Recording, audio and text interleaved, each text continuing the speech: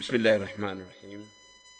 الحمد لله رب العالمين، وأشهد أن لا إله إلا الله وحده لا شريك له، وأشهد أن سيدنا ونبينا محمدا عبده ورسوله، صلوات الله وسلامه وبركاته عليه وعلى آله وصحبه أجمعين. أما بعد، leo kwa idhini ya Allah subhanahu wa ta'ala, ikiwa katika tarehe za miladi ni tarehe 11 siku ya Jumamosi, mwezi wa 7 mwaka 2026, tukiwa katika markaz al-Imam Ibn Qudama al-Maqdisi rahimahullah ta'ala, ikiwa ni kuanzia mida hii ya saa 3 tutaenda mpaka mida ya saa 7, tukielekezana na kukumbushana mambo katika dini ya Allah subhanahu wa ta'ala kupitia kitabu Imdadu Salaf bi usuli wa kawaid al-manhaj as-salaf cha Sheikhuna al-Allama Ubayd bin Abdullah ibn Sulaiman al-Jabiri rahmatullahi ta'ala alayhi wa ridwanuhu. Sheikh Ubayd hafidhahu rahimahullah ta'ala ni katika wanachuoni ambao wanafahamika katika zama hizi, ambao wamesoma kwa al-Imam al-Allama Abdul Aziz ibn Baz rahimahullah ta'ala, na alikuwa katika wanachuoni wa mamlaka al-Arabia Saudia, na hasa katika mji wa Madina. Anajulikana kwa durusi zake na anajulikana kwa muallafati zake. Hana muda mrefu amefariki rahmatullahi ta'ala alayhi. Tangu amefariki takriban kwa sasa ana kama mwaka mmoja au mwaka mmoja na nusu, lakini haizidi miaka miwili. Lakini katika wale wanachuoni ambao ni mu'tabarin, ambao wanatazkia za mashaikh wakubwa kama al-Imam Ibn Baz rahimahullah ta'ala, na alikuwa ni mudarris katika jamia islamia sabiqa, alikuwa akifundisha jamia, na anajulikana sana kwa durus, fatawa mbalimbali, hudud wa maila dhalika. Vitabu vyake vina faida nyingi sana kwa yule ambaye atakuwa ni mwenye kusoma. Sasa ametupa kitabu Imdad, akatupa Imdadu Salafi, akiwa anaelezea usuli na kanuni katika manhaji ya salafi. Hichi ni kitabu ambacho amekiandika al-Allama Sheikh Ubayd rahimahullah ta'ala kwa lengo la kutuelekeza misingi, kwa sababu manhaji ni madhhab, na manhaji huwezi kuijua mpaka uisome. Mtu akitoka huko anakotoka, hata kama anajua lugha ya Kiarabu au anajua fiqh au anajua kadha, lakini kama hajajua manhaji, basi kuna mambo mengi ambayo atakuwa anayajua kimakosa. Lakini manhaji lazima mtu aisome, hiyo ni lazima kila mmoja asome manhaji, asome vitabu hivi vya manhaji. Na kwa sasa maulama wameturahisishia kwamba zamani ile manhaji watu walikuwa wanaisoma imechanganyikana na vitabu vingine. Yani kwa mfano tukisema manhaj, kama itakokuja katika taarifu kwamba ili sikuelezea mara mbili, yani tukisema manhaj, yani kwa mfano tukisema manhaj katika ibada ya swala, yani kwa maana uswali kama walivyoswali salafu salih, hii ndio manhaj. Tukisema manhaj katika jihadi, yani upigane jihadi kama walivyopigana as-salaf as-salih. Ukisema manhaj katika usomeshi kama walivyosomesha as-salaf as-salih. Katika tafsiri ya Qur'ani, uitafsiri Qur'ani kama walivyotafsiri as-salaf as-salih. Katika namna ya kusherehesha hadithi kama walivyosherehesha as-salaf as-salih. Katika mambo ya aqida uitakidi kama walivyoitakidi as-salaf as-salih. yani kila jambo la kiibada ulifanye kama walivyofanya as-salaf as-salih, kila kitu. Sasa haya mambo lazima uyajue. Kwa hiyo ndio maulama wakatunga vitabu vya fiqh, ili hiyo fiqh uijue kama walivyoijua as-salaf as-salih. Wakatunga vitabu vya tafsiri ili uijue Qur'ani kama walivyoijua as-salaf as-salih. Hivyo hivyo katika shuruhat al-hadith, uzitafsiri hadithi na sharhi yake kama walivyojua as-salaf. Sasa kila kitu. Kwa hiyo kuna haja ya kuvisoma vitabu vya salaf as-salih mbalimbali kwa lengo la kujua. Ndio utakuta kwa mfano mkisoma fiqh, mnaenda mnasoma fiqh, mkifika huko nyuma mbele, kuanzia kwa mfano kama kitabu al-hudud wal jinayat, yani kwa maana huwa fiqh tunaigawa sehemu ngapi? Huwa tunaigawa sehemu 4, na tunakuwa na kitabu al-ibadat, kwa maana tunakuwa na kitabu al-muamalat, yani kwa maana al-buyu', kunakuwa na fiqh al-usra, yani hapo ina maana mambo ya nikah, mambo ya talaq, khulu', mambo ya an-nafaqat, yote yanaingia huko. Mambo ya hadana yote yanaingia kwenye fiqh al-usra. Alafu cha 4 tunaingia katika al-ahwal ash-shakhsiyya. Al-ahwal ash-shakhsiyya yanaingia mambo ya jihad, na hasa katika mpangilio wa madhhabu ya Imam Shafi'i. Kwa nini Hanabila jihadi mnaiweka kwenye kitabu al-ibadat, sivyo? Lakini sisi Shafi'ia jihadi imewekwa huko kwenye ahwalu ash-shakhsiyya. Yanaingia mambo ya jinayat, mambo ya qitalul murtaddi, qitalu sharibi, yani haddu sharibi al-khamri, haddu zina, azani wazania, mambo kama haya yote kwenda mpaka mwisho huko yanaitwa ahwalu ash-shakhsiyya. Sasa hii ahwalu ash-shakhsiyya, wakaja maulama wakaondoa baadhi ya mambo, wakasema kwamba au yale yote wakaiwekea vitabu maalum na kuyadadavua vizuri, wakaita kitu kinaitwa wakatoa kitu kinaitwa al-qadha, na wakatoa kitu kinaitwa as-siyasatu ash-shar'iyya. Al-qadha ni namna mufti atakapojitahidi kuweza kutoa ahkamu shar'iyya na fatawa ma ila dhalika, wakiwekea vitabu maalum.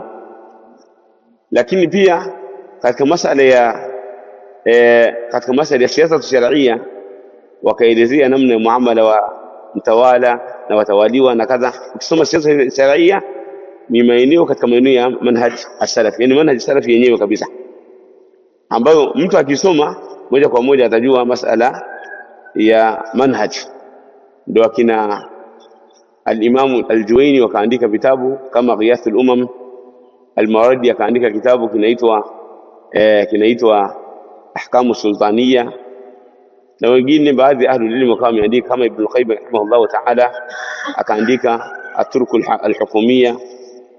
Kwa hiyo vitabu mbalimbali vikaandikwa, lakini vyote ukisoma ndani yake unakuta vitu ambavyo vinahusiana na manhaj as-salaf as-salih. Ilipokuwa sasa ni ngumu kwa kila talibul ilmi, kwa maana watu wakawa ile himma ya kusoma manhaj katika vitabu vyake ikawa imerudi nyuma.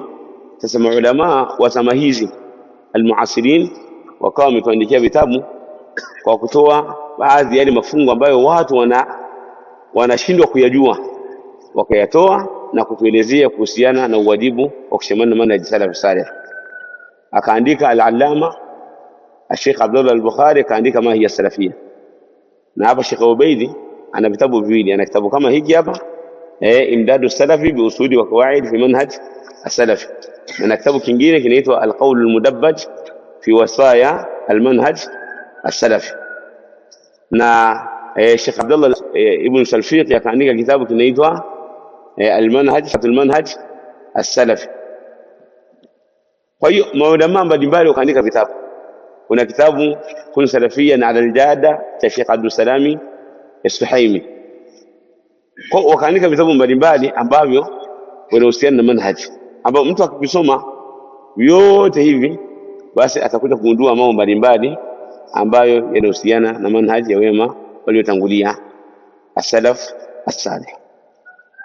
Kwa hiyo kila mmoja ni lazima ajitahidi kuweza kujua vyote vitabu ambavyo vimeandika manhaji salafi na kuvisoma kwa utaratibu ili aweze kujua manhaji ya salaf na kujua zile al-firaqu al-islamia ambazo ziko kinyume na manhaji ya wema waliotangulia.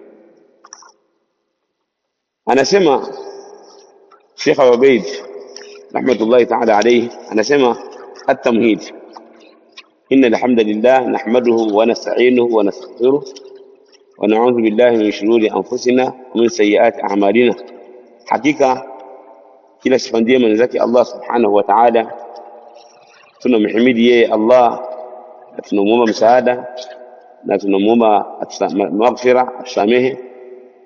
Wa na'udhu billahi min shururi anfusina, na tunaomba kinga kwa Allah subhanahu wa ta'ala kutokana na shari za nafsi zetu, wa min sayyiati a'malina, na kutokana na makosa ya matendo yetu. Man yahdihillahu fala mudilla lahu, yule ambaye Allah anamuongoza hakuna mwenye kumpoteza. Wa man yudlil fala hadiya lahu, yule ambaye Allah anampoteza hakuna mwenye kumuongoza. Wa ashhadu an la ilaha illa Allah wahdahu la sharika lahu, na nashuhudia kwamba hakuna mwenye kuabudiwa kwa haki isipokuwa Allah subhanahu wa ta'ala, yeye peke yake. Wahdahu ni hali ya kuwa yeye peke yake, ni hali ya Allah. Wahdahu hali ya kuwa yeye Allah yuko peke yake, la sharika la, hana mshirika. Wa ashhadu anna Muhammadan abduhu wa rasuluhu, na nashuhudia kwamba Muhammad ni mja wake na ni mtume wake sallallahu alayhi wasallam. Ya ayyuhalladhina amanu, enyi ambao mmeamini, ittaqullaha, muogopeni Allah haqqa tuqatih, ukweli wa kumwogopa. Wala tamutunna illa wa antum muslimun, na wala msife isipokuwa mkiwa waislamu. Ya ayuhan nas ittaqu rabbakum, enyi ambao mmeamini, muogopeni Mola wenu, alladhi khalaqakum, ambaye amekuumbeni, min nafsin wahida, kutokana na nafsi moja ambaye ni Adam. Wa khalaqa minha zawjaha, na akaumba kutokana na hiyo nafsi ya Adam mke wake. Wa batha fiha minhuma, na akatawanya kutoka Adam na mke wake Hawa rijalan kathiran, wanaume wengi, wa nisaan, na wanawake wengi, wa nisaan, na wanawake wengi. Wattaqullaha alladhi tasaaluna bihi, muogopeni Allah subhanahu wa ta'ala ambaye tasaaluna bihi, ambaye mnaombana nyinyi kwa nyinyi kupitia yeye Allah. Yani mnasema kwamba na kuomba kwa ajili ya Allah, yani mnaombana nyinyi kwa nyinyi. Tasaaluna bihi, yani yasalu ba'dukum ba'dha, yasalu ba'dukum ba'dhan bihi, mnaombana nyinyi kwa nyinyi kupitia Allah. Ile kama ilivyokuja katika ile hadithi, man sa'ala billahi fa'atuhu wa man ista'adha billahi fa'idhuhu, mwenye kuomba kwa ajili ya Allah, kwa jina la Allah mpeni, na mwenye kuomba kinga umsaidie, umkinge na kitu kwa jina la Allah mkingeni. Kwa hiyo mnaombana nyinyi kwa nyinyi kupitia nani? Allah subhanahu wa ta'ala. Bihi wal arham, wahdharu an taqta'u al arham, wal arham wahdharu an taqta'u al arham, kwamba tahadharini kukata udugu. Udugu ni kitu muhimu sana. Inna Allah kana alaykum raqiba, hakika Allah subhanahu wa ta'ala amekuwa kwa nyinyi ni mwenye kufanyia muraqaba, anakuchungeni, anakutazameni fi jamii al-lahadhat wa fi jamii al-ahwal, katika hali zote na katika nyakati zote Allah subhanahu wa ta'ala anakutazameni na anakuchungeni. Kwa hiyo msikate udugu na muwe wacha Mungu katika hali zote. Ya ayyuhalladhina amanu taqullah, enyi ambao mmeamini, muogopeni Allah. Wa qulu qawlan sadida, na mseme maneno yaliyokuwa ya sawa sawa. Yuslih lakum a'malakum, atakutengenezeni mambo yenu. Wa yaghfir lakum dhunubakum, na atakusameheni madhambi yenu. Wa man yuti' Allah wa rasulahu, na mwenye kumtii Allah na mtume wake, faqad faza fawzan 'azima, wa hakika amefaulu kubwa. Amma ba'd, fa inna khayra al-kalami kalamullah, hakika bora ya maneno ni maneno ya Allah subhanahu wa ta'ala. Wa khayra al-hadi hadi Muhammad sallallahu alayhi wasallam, na bora ya muongozo ni uongofu na ni muongozo wa bwana mtume Muhammad sallallahu alayhi wasallam. Wa sharra al-umuri muhdathatuha, na shari ya mambo ni yale yenye kuzuka yake. Wa sharra al-umuri, na shari ya mambo, muhdathatuha ni yale yenye kuzuka. Na hapa ametumia umur ili aingie mambo ya hisia na mambo ambayo ya maanawia. Ametumia neno umur, hakusema wa sharru al-ashya, kwa sababu ashya inakuwa inabeba sana mambo ya hisia, lakini amr inabeba mambo ya nini? Mambo ya maanawia. Kwa hiyo akisema wa sharru al-umur, na mambo na shadi ya mambo, ili yaingie mambo ya kihisia na mambo ya nini? Ya kimaana. Wa sharru al-umuri muhdathatuha, na shadi ya mambo ni yale yenye kuzuka kwake. Wa kullu muhdathatin bid'ah, na kila kenye kuzuka ni bid'ah. Wa kullu bid'atin dalalah, na kila bid'ah ni upotevu. Wa kullu dalalatin fi an-nar, na kila upotevu ni motoni. Thumma amma ba'd, fa ya ayuha al-abna, enyi watoto. Yani Sheikh Ubaidi anatuambia sisi watoto wake, yaktadhi hikmatullah azza wa jalla. Usulubu nao utumia mashikhi wangu hapa, nitaweka taaliki ndogo katika baadhi ya maeneo, lakini baadhi ya maeneo siweki nini taaliki, nasoma maneno ya Sheikh kama yalivyo, lakini baadhi ya maeneo nitaweka taaliki ambao nyembamba sana kutokana na wakati. Tuelewana vizuri mashikhi wangu, na mia kwa mia kwamba yote yule ambaye atadumu kufanya muraja, la shaka kwamba atakuwa anapata faida zaidi kwa kadiri ya vile ambavyo anavyozidi kufanya muraja. Kitabu kimoja ambacho nakifanyia muraja mara kwa mara ni bora kuliko vitabu 10 ambavyo umesoma bila kufanyia muraja. Hivi ndivyo walivyotuambia mashaka wetu, kwamba bora usome kitabu kimoja kufanyia muraja na ukifanyia itqan kuliko kusoma vitabu 10 ambavyo havina itqan wala havina muraja. Jayyid. Kwa hiyo huu ndio usulubu. Nadhani usulubu nao utumia sasa hivi kusoma tunaenda pamoja, si ndio? Wanaelewa Sheikh wangu alhabib, ya akhi alhabib. Naam. طيب anasema Sheikh Ubaid حفظه الله تعالى رحمة الله تعالى عليه ورضوانه, يقتضت حكمة الله عز وجل, حقيقة imepelekea hikma ya Allah subhanahu wa ta'ala, annahu fi kulli zamanin, kwamba katika kila zama, wa fi kulli makanin, na kama katika kila sehemu, ayuhayyi Allah subhanahu wa ta'ala man yansuru dina, kuandaa Allah subhanahu wa ta'ala mwenye kuinusuru dini yake, wa yu'li kalimata, na mwenye kupandisha kunyanyua neno lake, wa yad'u ilayhi ala basira, na akawa ni mwenye kulilingania kwa uoni, kwa basira, kwa utambuzi, kwa ilmu. Kama ambavyo ilivyo fi muqabil hadha, kinyume cha hili, kwamba yambari man yambari, analeta ukinzani yule mwenye kuleta ukinzani, min ahli al-ahwa, katika watu wa bid'ah, watu wa kufuata matamanio. Yani huko Allah anamleta mtu ambaye atasimamisha dini na kunyanyua dini la Allah tabaraka wa taala, na neno la Allah, alladhina yunasibuna salafiyya wa ahlaha, ambao wanaisimamishia uadui, yunasibuna, wanaisimamishia uadui, wanaidhihirishia uadui manhaji salafi, wa ahla, na watu wake, al-ada, uadui. Wallahu subhanahu wa ta'ala hakimun alim, na Allah subhanahu wa ta'ala yeye ni hakim, mwenye hikma, ni mwenye hukumu. Alimun, ni mwenye ilmu ya wazi, na ilmu ambayo imejificha. Latifun, ni mpole. Khabirun, ni mwenye elimu ya wazi na elimu iliyojificha. Kwa kuwa hapa ameshataja alim tuhitaji kama ni elimu ambayo ya wazi, na khabir tuhitaji kama ni elimu ambayo iliyojificha. Ndivyo mashaka wangu. Anasema la yudhi'a dina, Allah hata ipoteza dini yake, haiwezi kupotea. Walakin yadhi'u man yabtaghi ghayra ma jaa bihi an-nabiyuna wal mursalun, lakini watapotea wale ambao yani wanafata kinyume cha an-nabiyun, kinyume cha yale waliokuja nayo manabii na mitume alayhi wassalatu wassalam, anillahi subhanahu wa ta'ala, toka Allah subhanahu wa ta'ala ila ahli al-ardh wa al-ardhin. فالله سبحانه وتعالى لم يجعل أحدا سفيرا بينه وبين خلقه. الله hakuweka barozi, hakumweka safiri, hakumweka barozi ambaye ni mtume mwenye kushika ujumbe kati yake na kati ya viumbe wake, yuballighu anhu shar'ahu, ambaye atawafikishia sheria yake, siwa man istafahu min an-nabiyyin wal mursalin, isipokuwa wale ambao aliwachagua katika manabii na mitume. wala in kana fi ba'd al-azminah wal amkina, hata kama ilikuwa katika baadhi ya zama na sehemu, ta'asifu bin nasi umurun ta'asifu bin nasi asifatul hawa, ilikuwa inawaangamiza, yani ta'asif ay tahlik, ilikuwa ikiwaangamiza watu, yani maangamizi ya bid'a. Asifatul hawa, upepo mkali wa bid'a.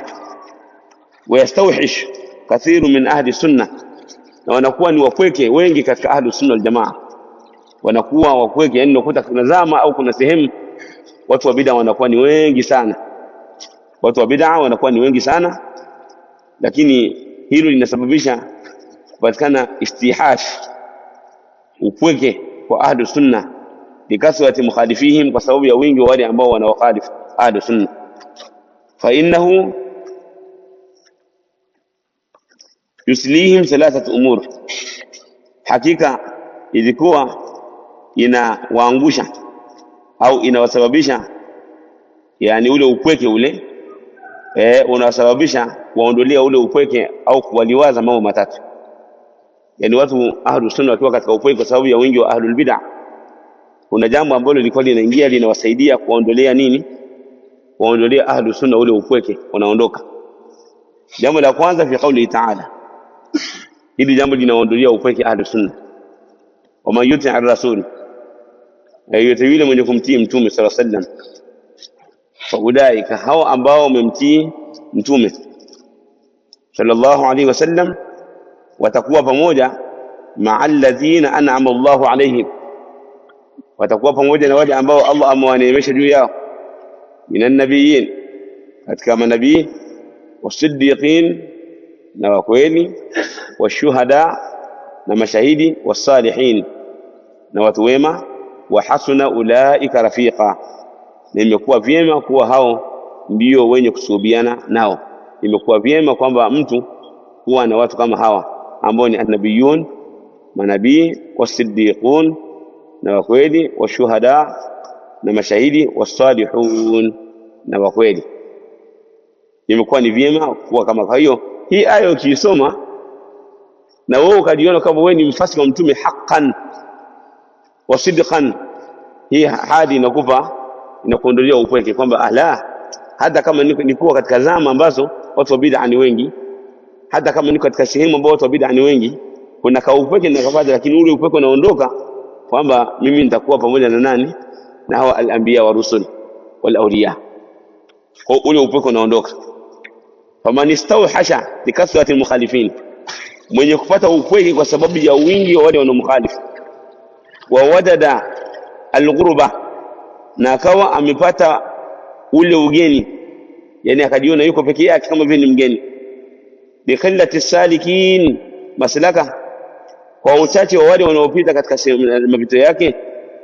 Idha tadhakkara anna rifaqahu, akikumbuka kwamba wale atakao kuwa nao ala tariqi alhaq wal huda, kwamba wale ambao yuko nao katika manhaj na katika aqida, katika njia ya haki na huda, ulaika al-asnaf al-arba', ni wale sampuli 4, zalat anhu al-wahsha, ule upweke unamuondokea, wa asbaha qawiya al-azima, na anakuwa ile azma yake ya kuendelea kushikamana na manhaj inaendelea kuwa pale pale. Mashdudan bihim uzrahu, akiwa ni mwenye, yani ni mwenye kufunga kwake msuli wake, yani anaufunga msuli hali ya kuwa ni mwenye kushikamana na manhaj. La yakhsha fi llahi lawmata laim, hata ugopa kwa Allah lawama ya mwenye kulaumu. Kwa hiyo atajitahidi, na hiyo ndio maana mashdudan bihi uzrahu, maana yake ndio kujitahidi katika kushikamana na manhaj, kujitahidi kushikamana na manhaj. Hawezi kuogopa lawama ya mwenye kulaumu, hawezi. Anasema la tuzazu thiqatahu binasri llahi azza wa jalla bijundihi kasratul halikin. Kasratul halikin ndo fa'il, kwamba haitingishi na wala haimudishi nyuma na wala haimpeperushi na wala haimtikisi thiqatahu, ile thika yake na ile imani yake, binasrillahi, kwa kule kunusuru Allah, bijundihi, jeshi lake, kasratul halikin, wingi wa wale wenye kuangamia. Wingi wa wenye kuangamia hauwezi kumtia hofu, kwa sababu anajua kuna nusratu min Allah azza wa jalla. Wala qillatu salikin, wala wachache wenye kufuata. Akaona bwana masalafi ni wachache, akasema bora nirudi nyuma. Hapana, kwa sababu anajua kuna nusratu min Allah, lianna ulaika safwa, kwa sababu hao watu waliochaguliwa au wabora, hum khairu ibadillahi min albashar, hao annabiyuna wasiddiquna washuhada wasalihun ndio bora ya waja wa Allah subhanahu wa ta'ala katika viumbe. faman kana rafiquhu khaira ibadillah, yule ambaye atakuwa yule mwenye kuambatana naye katika itikadi na katika safari yake kuelekea akhira ni mbora wa waja wa Allah subhanahu wa ta'ala, falan yastawhish, haiwezekani akawa mpweke, bali yazdaru thabatan wa sabran, bali atazidi kuwa na thabati, kuwa na subira, wa yaqinan, ataendelea kuwa na yaqini, wa quwwatan, ataendelea kuwa na quwwa, ataendelea kuwa na nguvu. Kwa hiyo as-salafi la yastawhish sahibu al-haqq la yastawhish, mtu ambaye anashikamana na haki hawezi kuwa na istihash, hataki kujiona mpweke popote pale atakapokuwa, asibadilike. Anatakiwa yeye aendelee kuwa na sumud juu ya kushikamana na manhaj ya wema waliotangulia. Hilo ni jambo la kwanza ambalo analielezea Sheikh wetu al-Allama Ubayd bin Abdullah al-Jabiri rahmatullahi ta'ala alayhi wa ridwanu. الأمر الثاني، jambo la pili, ما جاء في حديث 70,000 الذين يدخلون الجنة بلا حساب ولا عذاب، yale ambayo yamekuja katika hadithi iliyotaja watu 70,000 ambao wataingia peponi bila kuhesabiwa wala kuadhibiwa. Mtu akisoma ile hadithi ile, kuna faida anaipata katika masalaki yake ya kuelekea akhira. Wa huwa mukharrajun an ibn Abbas radiyallahu anhu. Hii hadithi imepokelewa kutoka Abdullah ibn Abbas an an-nabii sallallahu alayhi wasallam fi sahihain, kutoka Mtume sallallahu alayhi wasallam katika Sahih Bukhari na Muslim. Wakati jaa fi, na imekuja katika hiyo hadithi, faraitu an-nabiyya wa ma'ahu ar-rahat, Mtume sallallahu alayhi wasallam uridat alayya al-umam, kwamba mimi nimezidishiwa, nimeonyeshwa umma, nimeonyeshwa watu,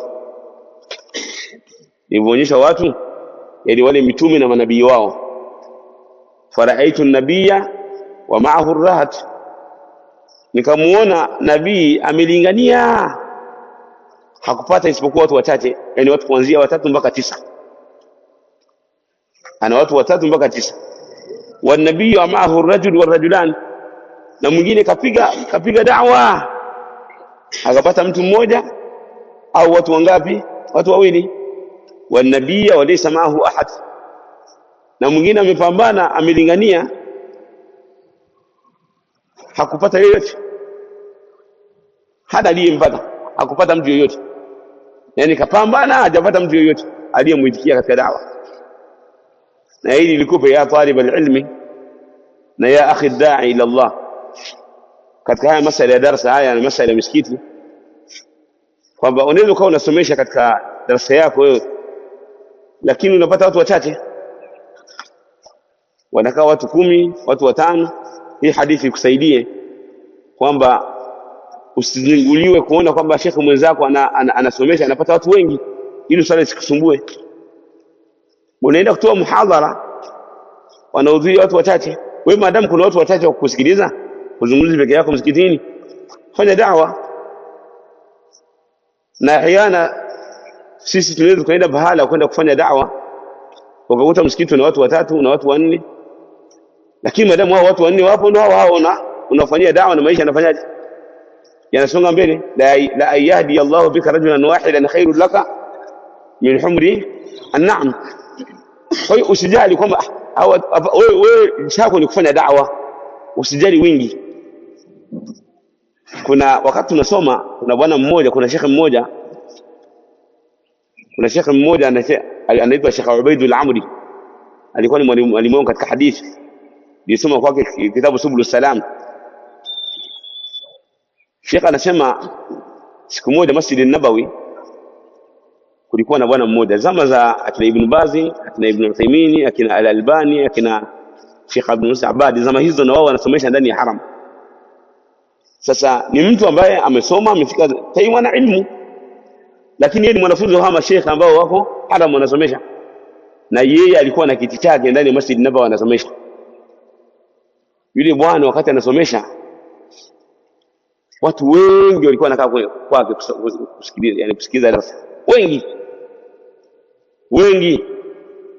Huyu daktari huyu anasema siku moja nikamuuliza huyo daktari kwamba madha taqulu hawla ma yataallaqu bi ad-dars بكثرة الناس في مجلسك وقلة الناس في مجلس الشيخ الألباني والشيخ عبد المحسن العبادي وكذا وكذا، ماذا تقول في ذلك؟ Sheikh Ubaid al-Amri anasema mimi namuuliza yule daktari kwamba unasemaje kuhusu hilo?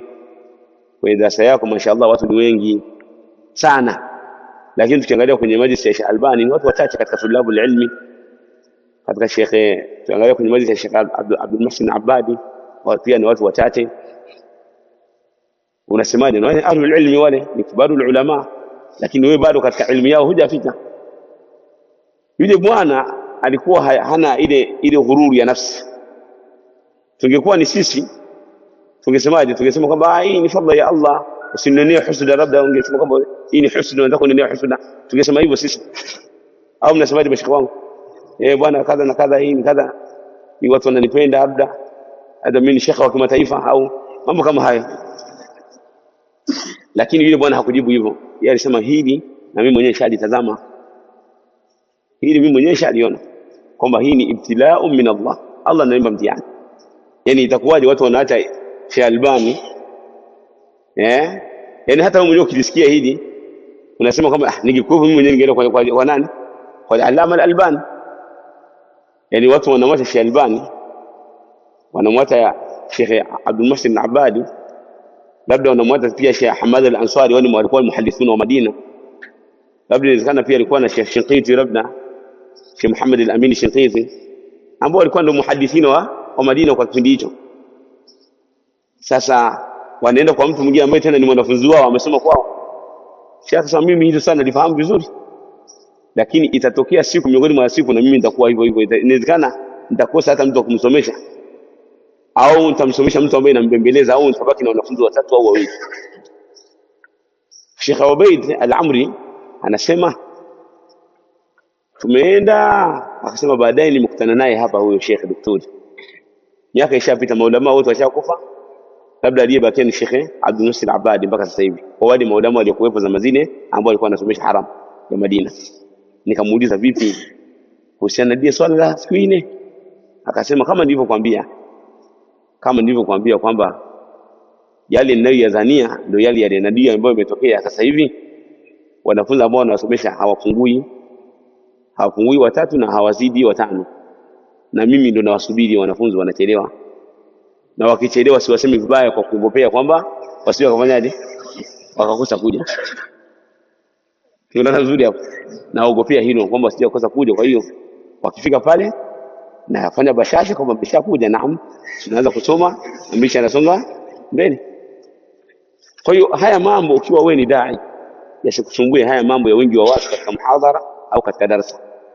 Ikiwa hilo swala litakuingia, basi isome hii hadithi katika sahihain, hadithi Abdullah ibn Abbas, kwamba inawezekana wewe da'wa yako isikubaliwe na watu wengi, lakini ikakubaliwa na watu wachache. Kuna mtu mwingine kama anatoa darasa, huu msikiti unakuwa ni mdogo, inabidi tutafute msikiti mkubwa, au tuombe katika huu uwanja wa CCM tufanyie darasa pale. Inawezekana hata wenyewe uwanja hautotosha. Hii ni fadhila ya Allah subhanahu wa ta'ala kwake. Inawezekana ikadumu mpaka anakuwa mzee, inadumu anaenda nayo, inawezekana ikaisha. Hii ni kawaida, hii ndiyo kawaida. Kwa hiyo hata al-anbiya wa rusul alayhi salatu wasalam, kuna wale ambao walipata watu wengi, lakini ukija hii hadithi inaendelea, hadithi hii inaendelea. Mtume sallallahu alayhi wasallam akasema fa nadhartu, nikatazama. Fi Ubaida ameishia hapa katika mahali shahidi kwamba inawezekana ikaja katika zama au katika sehemu ahlul haki wakawa ni wachache, na inawezekana katika zama au katika sehemu ahlul haki wakawa ni wengi. Sasa ukiona hii hadithi ujue hii ni kawaida kwamba ahlul haki wanaweza kawa ni wengi katika sehemu na ahlul haki wanaweza kawa ni wachache katika sehemu. Mtume akaendelea na hadithi akasema, fanadhartu fa idha sawadun adhim, nikatazama mara nikaona kuna kundi kubwa, fadhanantu annahum ummati, nikadhania kama ni umma wangu. Faqila li, nikaambiwa na Jibril, hadha Musa wa qaumuhu, huyu ni Musa na watu wake. Fanadhartu fa idha sawadun adhim, nikatazama tena maana nikaona kundi kubwa ambalo linazidi kundi la nani? La Musa. Faqila li hadhihi ummatuka, nikaambiwa kwamba huyu ni umma wako, wa ma'ahum 70,000 yadkhuluna aljannata bila hisabin wala adhab. Huyu ni umma wako, lakini ndani ya huu umma wako kuna watu 70,000 ambao wataingia peponi bila kuhesabiwa wala kuadhibiwa. Na Mtume sallallahu alayhi wasallam katika fadhila za Allah subhanahu wa ta'ala aliomba tena Mtume akamuomba Allah aongeze watu ambao wataingia peponi bila hisabu wala adhabu, akawa ameitikiwa dua yake, wakaongezewa tena. Nasallallahu azza wa jalla ayaj'alana minhum. Anasema samahatul walid Sheikh Ubayd ibn Abdullah al-Jabiri rahmatullahi ta'ala alayhi wa ridwanu, anasema linataamal fi hadha al-hadith qalila, tuzingatie katika hii hadith kidogo. Fa hadha an-nabiy alladhi jaa, huyu mtume ambaye amekuja, walaysa ma'ahu ahad, hana yoyote, amefanya da'wa hajapata yoyote, ila man ba'atha, hajapata yoyote kwa wale ambao ametumwa kwa ajili yao. Yani nasema hivi, ila man ba'atha, ametumwa kwa nani? Ila ummatin am ila ghairi umma, katumwa katika umma fulani au katumwa katika, hajatumwa kwa yoyote, bali ila umma, katumwa kwa watu walinganie, lakini kawalingania hajapata yoyote. Bu'itha bimadha, ametumwa kwa ajili gani? Alam yakun mab'uthan dhalikum an-nabi, hivi hakutuma huyu mtume huyu alladhi lam yujibuhu ahadun, ambaye hajaitikiwa na yoyote? Au an-nabiyyu ajabahu ar-rajulan, au yule nabii ambaye ameitikiwa na watu wawili, au ar-rahat, au watu watatu mpaka 9, au ar-rahat wa hum min ath-thalathati ila al-10 dini al-haq. Hivi hawa watu hawakuleta uongofu na dini ya haki, hawakuja na al-ilmu an-nafi' na al-amal as-salih. Alam yakunu a'zama an-nas makanan 'inda Allah subhanahu wa ta'ala, hawakuwa wao wana nafasi kubwa mbele ya Allah subhanahu wa ta'ala kuliko watu wengine? Fama adhunnu ahadan, sidhani mtu yoyote, yukhalifuni fil jawabu bala bibala, sidhani kama mtu yoyote atanikhalifu katika jawabu kusema kwamba ndio, kama ni watu ambao walikuwa na nafasi kubwa mbele ya Allah, walikuja na uongofu, walikuja na al-ilmu an-nafi' na al-amal as-salih. Fa kayfa biman dunahu mimman yad'u ila Allah ala basira, vipi yule ambaye yuko chini ya hawa mitume, ambaye analingania kwa Allah kwa nini? Kwa ilmu. Vipi huyo? Na huyo lazima kile swali lile likampata, ukafanya da'wa lakini ukapata watu wachache mno. Kwa hiyo hili swala lisije likakuingia, kwa sababu sisi duati inaweza kukuingia kama fulani na watu wengi, fulani na kadha, ikakuingia kitu, tuna nafsi au mnasemaje mashaka wangu? Kwa hiyo ikikuingia hili swala, basi jiondoe kwa kusoma hii sira ya mitume na manabii, kwamba wapo mitume ambao walilingania hawakupata hata mtu mmoja. Wewe alhamdulillah umepata mtu mmoja. Madrasa yako ina wanafunzi 30, madrasa yako ina watoto 60, madrasa au darasa yako ya mwaka ina watu 10, ina watu watatu, ina watu wawili ambao wameshika vitabu, ina watu 10 ambao wameegemea tu, ambao labda ni wakulima na wafanyabiashara, ambao wamekuja tu kwa lengo la kupata imani. Mshukuru Allah tabaraka wa taala, alhamdulillah. Yule mtu anayefanyaje? Anayekujisia, anayekusikiliza. Zamani wakati tunaanza kufanya da'wa, miaka hiyo ya miaka 2000, mwaka 2001, wakati tunaanza kufanya da'wa, ulikuwa unawasha speaker za nje, unaingia muda wa darasa, hamna mtu yoyote ambaye ameingia darasani, hamna. Yani wewe shekhe ndiye anayetangulia, wewe ustazi ndiye unatangulia darasani. Right? Sasa kilichokuwa kinafanyika ni unawasha zile speaker za nje. ili wanafunzi wasikie kwamba ustadhi ashaanza darasa. Mtu akichungulia kidogo tu kuangalia, anaona aibu kurudi, anaingia wapi? Anaingia darasa. Kwa hiyo darasa inafanyaje? Inaendelea. Kwa hiyo wanastafidi hata wanawake ambao wako nje kule, wanastafidi hata wale. Kwa hiyo unajikuta darasa mpaka unaanza darasa unamaliza, inaisha darasa una watu 10, una watu 3, una watu wangapi, lakini wote hao wamestafidi, wallahi alhamdu. Lakini lau kama usingeweka hiyo darasa, watu wasingestafidi. Kwa haya ni mambo ambayo usiangalie wingi na wala usiangalie uchache. Yani tusiwe na zuhudi katika uchache kwamba sisi ni wachache tunatosha. Tuwalinganie watu ili tuwe wengi katika haki. Lakini tutakapokuwa pia sisi ni wachache, tusiwe na wahsha, tusijione wakweke tukarudi nyuma tukasema sirda tu katika haki. Hapana, haki haipimwi kwa wingi na wala haipimwi kwa nini? Kwa uchache. Haki inapimwa kwa kitabu na sunna bifahamu salaf as-salih. Hapo ndo haki utaijua. Kwa watu wengi ikiwa wameendana na kitabu na sunna ala fahamu salaf as-salih, tunasema hao ni watu wa haki. Na watu wachache ikiwa wameshikamana na sunna kitabu na sunna ala fahamu salaf as-salih, tunasema hao wameshikamana na nini? Na haki. Hiyo ndio mizan as-sahih. وثانيا جمع الأبيني هذا الحديث فيه دليل على أن العبرة ليست بالكثرة بل العبرة في إصابة الحق. حديثنا tulisha kwamba mazingatio sio wingi, bali mazingatio ni kule mtu kuipatia haki. Hayo ndio mazingatio. وقد تفطن إلى هذا الشيخ محمد بن عبد الوهاب رحمه الله. jambo hilo alizinduka nalo, tafattana itanabbaha, alizinduka nalo Sheikh Muhammad bin Abdul Wahhab idh qala fi masailihi, aliposema katika masala yake ya kitabu tauhid ala albabi, katika mlango wal hadith na hadithi, thamatu hadha alilmi, akasema kwamba faida za hii ilmu na matunda ya hii ilmu, wa huwa adamu al-ighrar bil kathra, ni kutogulika na wingi, wa adamu zuhdi fil qilla, na kutobweteka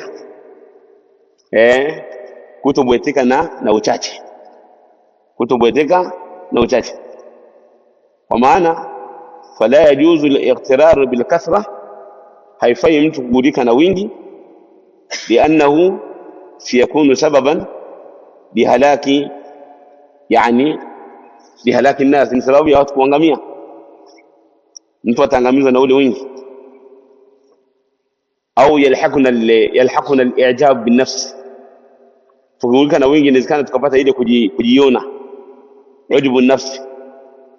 Wal-i'jab la yughni min Allah azza wa jalla shay'a, kule kugulika na nafsi na kujiona kwa nafsi yako haiwezi kusaidia kitu chochote mbele Allah subhanahu wa ta'ala, bali yadhuru, bali jambo hili linadhuru. Lakini wakadhalika aidan la nazhad fi al-qilla, tusitosheke na kuwa na zuhudi na ule uchache. Fanaturukaha, tukawa tumeacha da'wa, kasema sisi ni wachache bwana, sisi ni ahlul haqi. ahlul haqi wanakuwa wachache. La, lianna al-haqqa qad yakunu ma'a al-qilla wa qad yakunu ma'a al-kathra, kwa sababu haki inaweza kawa na wengi, inaweza kawa na wachache. Famizanu shari'ati wa ma'rifati al-haqqi, mizanu ya sharia wa ma'rifatu al-haqqi, na kujua haki, wal kitab was sunnah wal ijma', ni kitabu na sunna na ijma', wa aqwal ba'd as-sahaba, na kauli ya baadhi ya wema waliotangulia. Anasema al-allama Muhammad bin Salih al-Uthaymeen rahimahullah ta'ala, fa inna al-kathra qad takunu dalalan, hakika wingi unaweza kuwa ni upotevu. Anasema Allah subhanahu wa ta'ala, wa in tuti akthara man fil ardi yudhilluka an sabilillah, na ikiwa utawatii wengi walioko ardhini watakupoteza katika njia ya Allah subhanahu wa ta'ala. Haya ni maneno ya al-allama Muhammad bin Salih al-Uthaymeen rahimahullah ta'ala. Wa aidan al-kathra min jihati al-ukhra, anaendelea Ibn Uthaymeen, wingi kwa jiha nyingine, idha ightarra al-insanu bi kathratihi, ikiwa mtu ataghurika na wingi wake, wadhanna annahu la yughlab, akadhania kwamba hawezi kushindwa kwa sababu ya wingi, au annahu mansurun, kwamba atanusuriwa kwa sababu ya wingi, fa hadha aidan sababun lilkhidlan, hii pia ni sababu ya nini? Ya kutelekezwa, ya kutonusuriwa na Allah subhanahu wa ta'ala. Mtu siku zote awe katika hali ya wingi au katika hali ya uchache, abakia akiwa katika sika na Allah subhanahu wa ta'ala, kwamba yeye ni mwenye kujizadilisha mbele ya Allah subhanahu wa ta'ala. فالقسوة إذا نظرنا إلى أن أكثر أهل الأرض ضلال، أنا سمع ابن عثيمين، wingi ikiwa tutazama kwamba wengi katika watu walioko ardhini wamepotea, la tughtaru bihim, hatuwezi kugulika na wao, au la taghtaru bihim, kwamba tusugulike na wala usugulike nao. Wala taqul inna an-nas ala hadha kaifa anfaridu anhum, watu katika manhaji hii hivi mimi nijitenge nao, watu wanafanya jambo kadha, mimi ngoja kwa nini mimi nifanye kinyume chao? Hapana. Kadhalika aidan la taghtar bil kathra idha kana ma'aka ittiba'u al-kathirin au atba'un kathirun, usigulike na wingi utakapokuwa wewe una wafasi wengi, usigulike na wengi. Naona usigulike nao ukiwa na wafasi wengi ala alhaqi, wanakufuata katika haki, usigulike na wingi. Yani usigulike na wengi kwa kuwatazama wengi kwamba wanakukhalifu, hapana, kwa sababu haki haitazami wengi. Na usigulike na wingi hata kama wao tu wanakufuata katika haki, yani mshikamana na haki lakini ni wengi, wewe ambao unafuatwa usigulike na huo wingi. Tumeona vizuri hapo? Naam, usigulike nao. Kwa hiyo fakalamu Sheikh Muhammad ibn Abdul Wahhab rahimahullah ta'ala lahu wajhan. الوجه الأول ألا نغتر بكثرة الهالكين فنهلك معه، tusigulike na wingi na watu, wingi wa watu ambao wameangamia. Ukigulika na wingi watu utaangamia nao. الوجه الثاني ألا نغتر بكثرة الناجين، tusigulike na wingi wa watu wenye kuokoka, watu wenye kufaulu. Fayalhaquna al-i'jab bin nafs, ikawa ni sababu ya sisi kupata nini? Ili ujubu nafsi, kujiona, kujikweza. Tusifanye hivyo. Wa adamu zuhudi fil khilla, lakini pia tusitazame nini? Ule uchache. Ay la nazhad bil khilla faqad takunu al khilla khayran min al kathra, inawezekana ukawa uchache ni bora kuliko nini? Ule wingi. Kwa hiyo tukishaona kwamba sisi tuko wachache, basi tukumbuke kwamba inawezekana uchache ukawa na khairi, inawezekana uchache ukawa hauna nini? Hauna khairi. Kinachoangaliwa mizanu sharia ni kushikamana na kitabu na sunna ala fahmi salaf as-salih ridwanullahi ta'ala alayhim ajma'in. Kwa hiyo anasema hapa al-allama Ubayd ibn Abdullah al-Jabiri hafidhahullah ta'ala au rahmatullahi ta'ala alayhi ridwanu, wa hadha al-ma'na yazidu wuduha, maana hii inaongeza uwazi. Alladhi iftaraqa al-umam, ambao kwa ajili yake umma imegawanyika. Alladhi huwa sahihun majmu'i turqihi, hadithi sahihi kwa majmu'i ya, ambao tutahitaji hapa ni sahihi kwa mkusanyiko wa njia zake za isnad. Faqad jaa fi ba'd turqihi, imekuja kwa katika baadhi ya njia zake. Wa sataftariqu hadhihi al-umma ala 73 firqa, na utagawanyika umma huu katika makundi 73, kulluha fi an-nar, yote yataingia motoni illa wahida, isipokuwa kundi moja. Qalu man hiya ya Rasulullah, wakauliza ni kundi gani? Qala al-jamaa, akasema ni al-jamaa. Wa fassaraha Ibn Mas'ud radiyallahu anhu, hiya min tafsiri Abdullah ibn Mas'ud Allah mridhie. Faqala, akasema al-jamaa'atu ma wafaqa al-haqqa, jamaa ni ile ambayo inaendana na haki. Wa in kunta wahdaka, hata kama uko peke yako, fa innaka hina idhin al-jamaa, hiyo wakati huo umeshikamana na haki, utahesabika kuwa ni jamaa. Wa fi riwayatin ukhra dha'ifun isnaduha, na katika riwaya nyingine ambayo isnad yake ni dhaifu, lakinaha sahihatun al-ma'na, lakini maana yake ni sahihi. Wa shawahidu 'alayha kathira, na shawahid za kuipa nguvu ni nyingi. Wa hiya qawluhu sallallahu alayhi wasallam lamma suila 'an al-firqati al-wahida, alipoulizwa kuhusiana na kundi moja, qala man kana ala mithli ma ana alayhi al-yawma wa ashabi, ni lile kundi ambalo litakuwa katika mithili ya yale nilikuwa nayo mimi na masahaba wangu. فشواهد إن لم تكن متواترة، شواهد حتى كما سي متواتر يعني hazijapokewa moja kwa moja, zikiwa nyingi kwa tawatur ani nabii sallallahu alayhi wasallam ala maana hadha riwaya, wa maana hii riwaya, fa innaha mustafidha, haika hizi ni nyingi mno, haika hizi ni nyingi mno. Fabana bihadha taqdir, ikadhihirika kwa hii taqdiri annahu la ibrata bighairi isabati alhaq, hakuna mazingatio bila kupata haki, wala ibrata bighairi as-sadad fi al-aqwal, na wala hakuna ibra bila kupatia katika maneno wal a'mal na vitendo. Wa hadha sadad huwa tajdidu al-mutaba'ati lin-nabii sallallahu alayhi wasallam, hii sadad ni kule kupokesha mutabaa wa mtume sallallahu alayhi wasallam. الأمر الثالث جملة تاتو، الأثر الذي يصححه لأثار ambayo anaisaiisha, yusahihu raf'uhu ba'd tulab al-ilm, ni ile athari ambayo wanasaisha kwamba inaenda mpaka kwa mtume sallallahu alayhi wasallam, baadhi ya tulab al-ilm, yani baadhi ya tulab al-ilm wanaisaisha hii athar, wanasema ni marfu'un ila an-nabii sallallahu alayhi wasallam.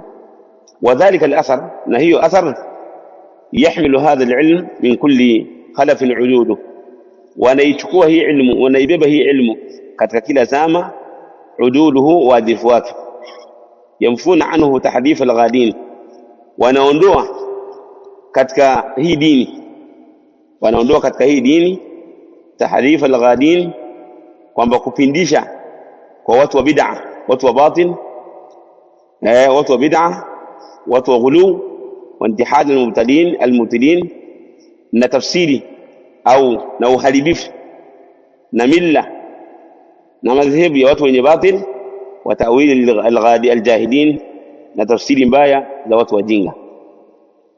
Fa idha taqarrara hadha, ikadhirika hii, watahsulu ladaina anna alibra, na ikapatikana kwa sisi kwamba ibra na natija kull alibra wal mizan alhaq, na mizani iliyokuwa ya haki, wa mutaba'atu an-nabii sallallahu alayhi wasallam, likumfuata mtume sallallahu alayhi wasallam, lianna Allah subhanahu wa ta'ala lam yansibu ahadan, kwa sababu Allah subhanahu wa ta'ala hakumweka yoyote min albashar, katika viumbe, qudwatan hasanatan, kama ni kigezo chema, lidhatihi mwenyewe, siwahu, kinyume cha mtume sallallahu alayhi wasallam, kama qala jalla wa ala, laqad kana lakum fi rasulillahi uswatun hasana, na imekuwa kwa mtume sallallahu alayhi wasallama kwa yeye ni kigezo chema, liman kana yarju Allah wal yawmal akhir, kwa kila ambaye anataraji kwa Allah na siku ya mwisho, yani anataraji kukutana na Allah na siku ya mwisho. Wa dhakara Allah kathira, na kamtaja Allah sana. Wa qabla an nantakila ila ba'd alqawaid almanhaj as-salafi, qabla hatujahama kuelekea katika baadhi ya kanuni za manhaj as-salafi, uridu an uarifa almanhaj as-salafi, nataka nielezee, nitoe definition ya manhaj as-salafi. Wa ta'rif almanhaj as-salafi yastad'i minna shay'ain, taarifu ya manhaj salafi, maelezo ya kuelezea manhaj salafi yanataka sisi tuelezee kwanza mambo mangapi? Mawili. Al-awwal fi salafiyya, kama ni nini salafiyya. Athani fi tahdid hadha al-manhaj ma huwa wa ma ma'na, katika kuelezea hii manhaj ya salafi kwamba ni ipi na ni nini maana yake. Fasalafiyatu lughatan nisbatun ila man salafa, salafiyya kilugha ni nisba ya kwa wale waliotangulia, yani bimaana madha, salafa bimaana madha, fa yuqalu lilmadhi as-salif, yule aliyetangulia anaitwa ni salif. Wa idha amdha al-insanu shay'an ila lahu, mtu akidhibitisha jambo anaambiwa aslafahu, amelidhibitisha. Wa fil hadith aslamta ala ma aslafta min khairin, aslamta au muslim ala ma aslafta, kwa yale ambayo umeyatanguliza, min khairi, katika khairi, yani ma amdaita min khairin, yale uliyotanguliza katika khairi. Yani mtu akisilimu, ile khairi aliyoitanguliza kuifanya ataendelea nayo, inaendelea, lakini yale mabaya aliyofanya kabla ya Uislamu, yale yote yanaporomoka. Zaidi, yani Uislamu unafuta madhambi ambayo mtu aliyafanya akiwa kafiri, lakini zile sadaka alizozifanya, ile khairi zote alizofanya, labda jenga barabara, aliwasaidia maskini, aliwalia mayatima, zile zote thawabu ataendelea nazo kama kawaida. Ndio aslamta alama aslafta min khairin, umeslimu alama aslafta, ukiwa ni mwenye kuendelea kupata yale ambayo umeyatanguliza min khairin, katika khair, ay alama amdaita min khairin. Wa fi istilah, na katika istilah, كل من مضى بعد النبي صلى الله عليه وسلم على أثره, ni kila ambacho kimetangulia baada ya mtume sallallahu alaihi wasallam, ala atharihi, katika athari zake, ukawa umekifanya, min ashabihi, tukia masahaba wake, wa immati tabi'in, na mimumu tabi'in, wa man ba'dahum, na wale waliokuja baada yao. Kila ulichokifanya katika hayo kinahesabika ni katika nini? Katika manhaji salaf. Wa idha utlika lafdhu salaf, wa idha utlika lafdhu salaf, na inapokuwa limetajwa lafdhi la salaf as-salih, fa innahu la yansarifu illa awalan, hakika lenyewe halielekei moja kwa moja illa ila al-quruni thalatha, halielekei moja kwa moja kutoka katika karne tatu al-mufaddala, ambazo zimefadhilisha, ambazo ni bora. Wa hum ashabu an-nabiy sallallahu alayhi wasallam, nao ni mashahabu wa mtume sallallahu alayhi wasallam. Thumma at-tabi'un, kisha wale at-tabi'un. Thumma atba'u at-tabi'in, kisha wale waliofuata tabi'in. Wa ala hadha yunazzalu al-muhaqqiqun min ahli al-ilmi hadith, na kwa hawa inatafsiriwa, wanatafsiri al-muhaqqiqun, yunazzil wanatafsiri, yani yutabiqu, wanafanyia kazi wale muhaqqiquna katika ahli al-ilmi hadith, khairun nas qarni, wanafanyia kazi kwamba wanaokusudiwa ni hao bora ya watu ni karni yangu. Thumma alladhina yalunahum, kisha wanaowafuatia. Thumma alladhina yalunahum, kisha wanaowafuatia. Tafsiri inaingia moja kwa moja kwa hao watu ambao ni masahaba na tabi'in na atba'u at-tabi'in.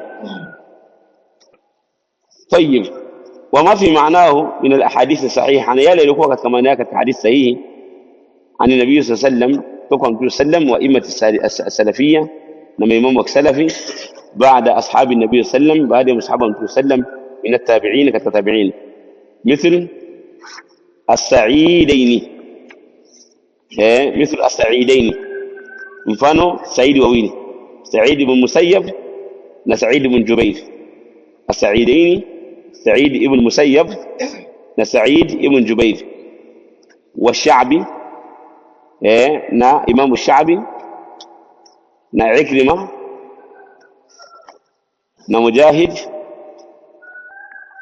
ومن أتباع التابعين, katika wale wafasi wa tabi'in, كالأئمة الأربعة, na Imam wanne, Abu Hanifa na Malik na Shafi'i na Imam Ahmad, wal-Awza'i, إمام أهل الشام أبو عمرو، نا الحمادان محمد ابن سلمة ابن دينار، حماد ابن سلمة ابن دينار، محمد ابن زيد ابن درهم الأزدي الدهضمي، حماد ابن سلمة ابن دينار، محمد ابن زيد ابن درهم الأزدي الدهضمي. والسفيانين، سفيان ابن عيينة وسفيان ابن سعيد الثوري، مع الليث بن سعد ابن عبد الرحمن الفهمي، أبي عبيد الله القاسم ابن سلام، البخاري، مسلم، ومن سلك سبيل هؤلاء فإنهم أئمة السلف الصالح. وتوان الإمام ambao tunafuata as-salaf salih, na ndio ambao tunachukua dini kutoka kwao.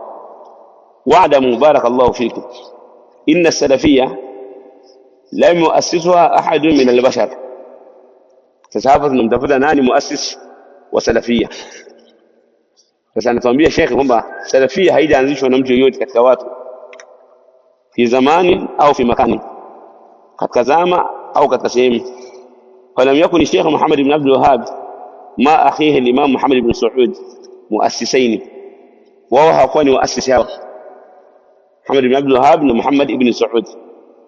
hawakuwa ni muassasain lisalafia, wala man qablahuma min ahli alilmi, wala waliokuwa kabla yao katika ahli alilmi wa imati ad-din, imamu wa dini, du'at alhaq, ambao ni walianza haki, ila hadhihi almillah alhanifiyya, katika hii milla ya Kiislamu ya hanifia ambayo imeachana shirki na katika Uislamu. Muasisina la, hakuna aliyeanzisha مثل شيخ الإسلام ابن تيمية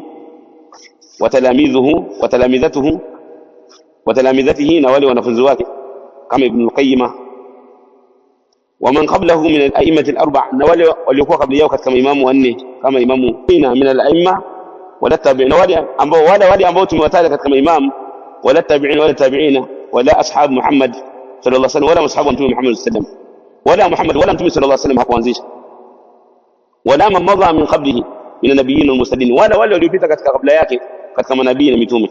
Hakuna aliyeanzisha as-salafia, bali hiya min indillah, bali hi manhaji kutoka Allah. Jaa biha an-nabiyyun wal-mursalun, wamekuja nayo manabii na mitume. Balaghu anillahi ma arada, wamefikisha kutoka Allah subhanahu wa ta'ala aliyotaka. Min al-ibadi shar'an, katika waja sheria kafikisha. Wa man ba'dahum min ashabihim, wale walikuwa baada yao katika masahaba wao au ni wafasi wao. ومن أتباعهم نوافسواه فمن بعدهم دعاة إلى الله نولوا لكل بعد ياو قد كوانيغنيزوا الله والله وفق هذه السلفية وكيوا ونندانا نهي منهج يا السلفية.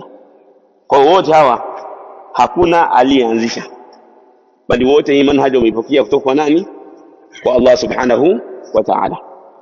ولهذا فإنه ليس لها مستند سوى النفس, haina maegemeo, haitegemei isipokuwa nas katika Qur'an na Sunna na ijma' ya masahaba na ahlul ilmi.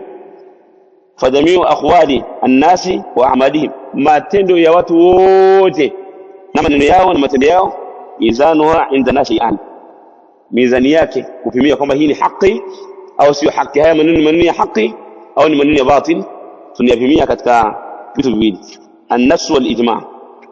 tunapimia katika nas na ijma'. Nas katika kitabu na sunna na ijma' ya ahli ilmi ila qiyam as-sa'a. faman wafaqa nassan au ijma'an qubila minhu, ataywafiq nas katika kitabu na sunna au ijma' samkubalia, atakubaliwa. waman khalafa nassan au ijma'an, mwenye kuykhalifu nas au ijma' rudda alayhi ma jaa bihi min qawli, atarejeshewa yale aliyokuja nayo katika kauli au fi'li au kitendo, kaina man kana, yote vile atakapokuwa.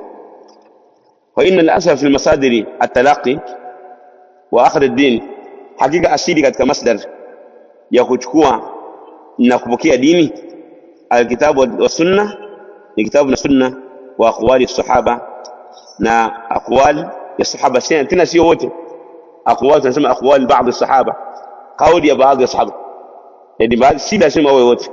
Baadhi ya masahaba wakisema kwamba hii ni katika dini tunachukua.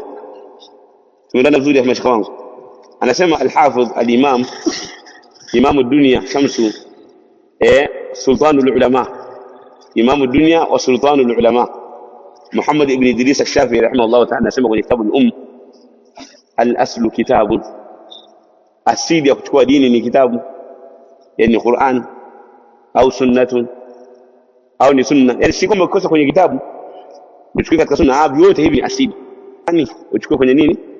Kwenye sunna, kwa sababu mtume ameletwa kwa kazi ya kufikisha. Kwa hiyo anafikisha ile kwenye Qur'an na anafikisha yale ambayo hayapo kwenye nini, hayapo kwenye Qur'an. Sisi tunaona vizuri mashaka wangu, yani mtume anatuambia kwamba inni utitul Qur'ana wa mithluhu ma'ahu, mimi nimepewa Qur'ani na mfano wa Qur'ani pamoja naye. Kwa hiyo mtume akatupa miongozo miwili, kama jamani, muongozo wenu mnaochukua kwenye Qur'ani na mnaochukua kwenye sunna. Kwa hiyo asili ya kuchukua Uislamu kama anavyosema Imam Shafi'i ni kwenye Qur'ani au sunna au kauli baadhi ashabi nabii sallallahu alaihi wasallam au kauli ya baadhi ya masahaba wa Mtume sallam au ijma'u nas au makubaliano ya maulama au makubaliano ya maulama. Hivi ndivyo ambavyo alivyoelezea. Kwa hiyo si lazima kama masahaba wote, hapana. Hata sahaba mmoja atakapokuwa amesema kwamba jambo hili katika Uislamu, sisi tunafuata.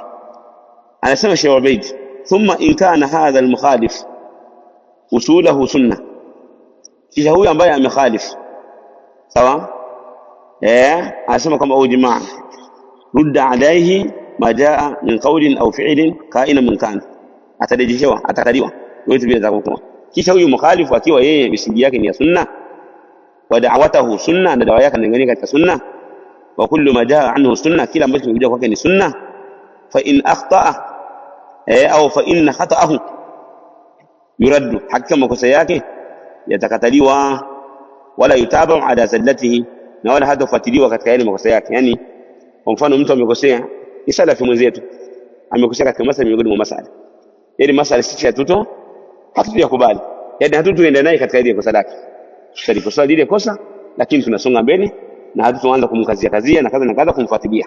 Sisi tunasonga nini? Tunasonga mbele kwa sababu tushasaisha, tushajua kwamba ndugu yetu amefanyaje, amekosea. Watahfadhu karamatu, lakini pia tutahifadhi ule utukufu wake kwa sababu ni ndugu yetu, tusitoe maneno makali. Wa in kana dhallan mubtadi'an, lakini kama ikiwa hii ni jumla mpya sasa hivi, sisi tukaikosea hii jumla. Wa in kana dhallan mubtadi'a, kama atakayekuwa amekosea ni mtu wa bid'a, lam ya'rif bi sunnati wazna, hakuwahi kujua sunna kuzipa uzito wote, hajawahi kuzipa uzito wote, hajazipa haki. Walam takun laha indahu qa'ima, sunna hatina nafasi kwa yeye, muassisan usulahu ala dhalal, akiwa yeye anaasisi misingi yake katika upotevu, fa innahu yuraddu alayhi, huyu tunampiga raddi kama yuraddu ala almubtadi'ati dhalla, kama ambavyo anavoradiwa mtu mwingine wa bid'a, yuqabalu bizajr, na kinyume cha ile mukhalafa atakabiliwa kwa kumkemea, walighlaz, na kumfanyia shida, kumkazia, watahdhiri minhu, na kumtahadharisha kwa watu, illa idha tarattabat mufsadatun akbar min at-tahdhiri minhu, isipokuwa lau kama tutamtahadharisha na tukamkazia yakatokea mafsada, kama tunaona kuna mafsada yatatokea hapo tunaweza kurudi nyuma hapo, tukasema kwamba tutahadharisha ile jambo na tusikaze sana, kwa sababu kutokana na ile mafsada ambayo yatatokea, inawezekana akawa ni mtu ambaye labda ana shauka, ana nguvu katika ile eneo, kwamba labda watu wengine watazuilika kuingia katika sunna kwa sababu yake, au inawezekana tukafungwa, tukakamatwa, au maila dhalika.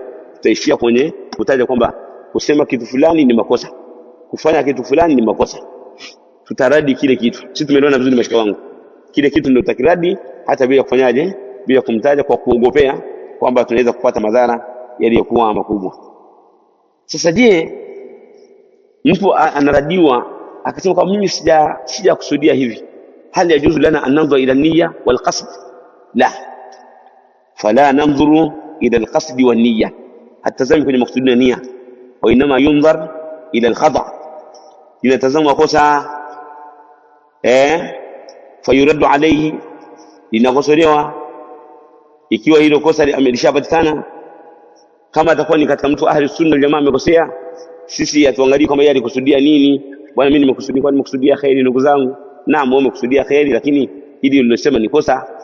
Wengi katika alhadhirun mmesoma usulul fiqh, alaysa kadhalika?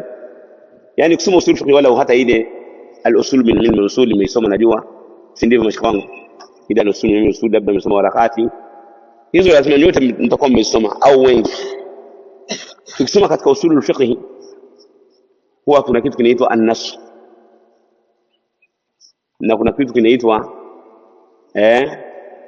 yani katika zile dalalatul alfaz, kuna kitu kinaitwa an-nass, na kuna kitu kinaitwa al-dhahir, na kuna kitu kinaitwa al-muawwal, na kuna kitu kinaitwa al-mujmal. Jayyid. An-nass ni tamshi ambalo halibebi isipokuwa maana moja tu. An-nass ni tamshi ambalo halibebi isipokuwa maana moja, na al-dhahir ni tamshi ambalo linabeba maana mbili au zaidi, lakini moja yake inakuwa ni aqwa kuliko nyinginezo.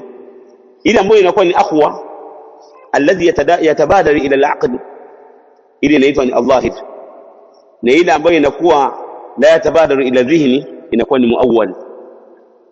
Jayyid. Sasa wewe ukija kwa mfano masa ukatamka neno lakini makosa ambalo ni nasu,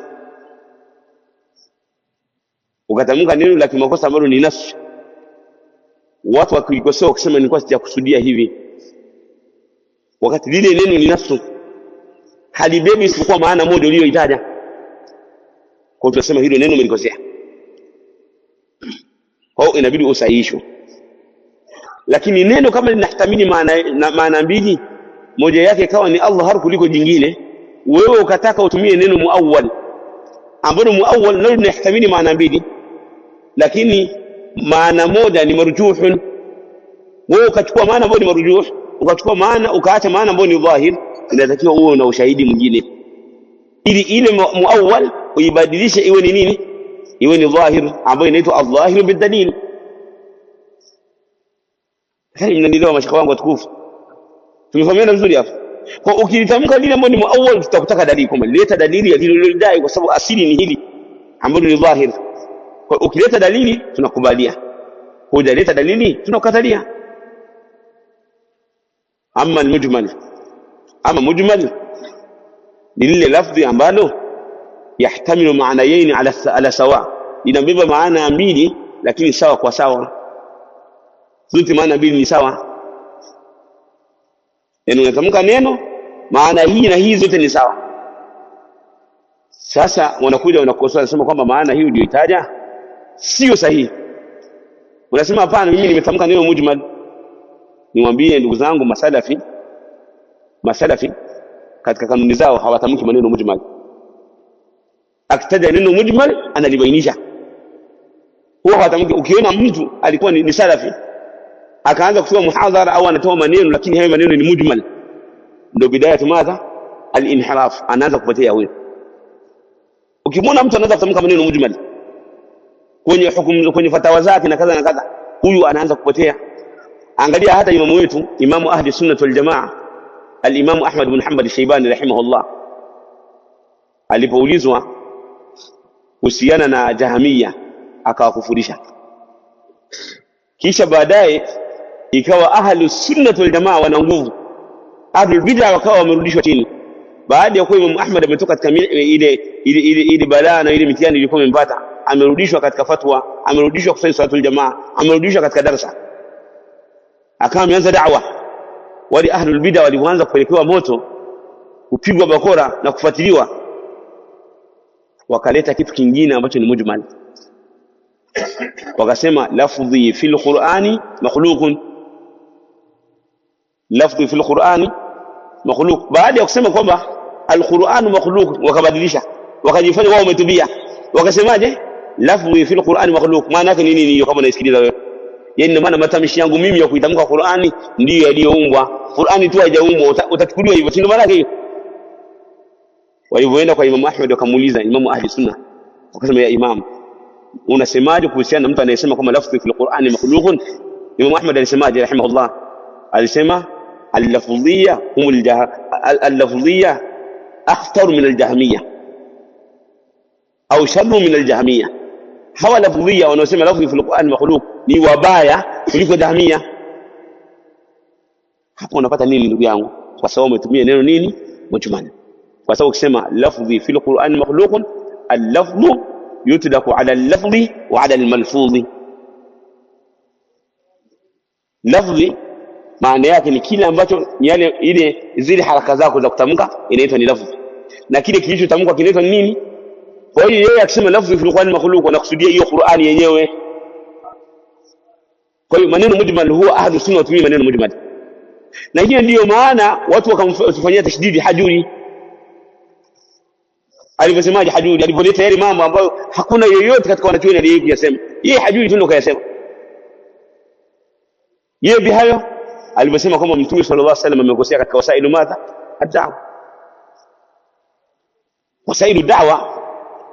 Hajuri kuna sehemu kasemaje, kaulizwa wasailu da'wa ni tawqifia au ni ijtihadiyya. Kuna sehemu kasema ni tawqifia na kuna sehemu kasema ni ijtihadiyya, lakini wapo maulama wameandika, nani Sheikh Barjis ibn Abd al-Salam ameandika kitabu al-hujjatu al-qawiyya ala anna wasail ad-da'wa tawqifiyya. Sasa tujalie wasailu da'wa kama alivyojibu Sheikh Muqbil kwamba wasailu da'wa fiha ma huwa tawqifiyya wa fiha ma huwa madha ijtihadiyya. Kwa nini unasema kama mtume amekosea kwenye wasailu da'wa afu nakaa kimya? Sema kama Mtume sallallahu alaihi wasallam alijitahidi katika baadhi ya mambo ya wasailu da'wa akakosea, tujue kama ni ijtihadia.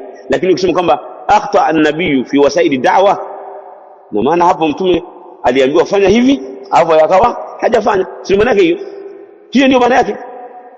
akaambiwa kwamba nenda akasema wa ma khalaqtul jinna wal insa illa liya'budun, akasema vingine. Hiyo ndio maana ya kusia katika wasailu da'wa kwa mujibu wa maelezo ya Hajuri.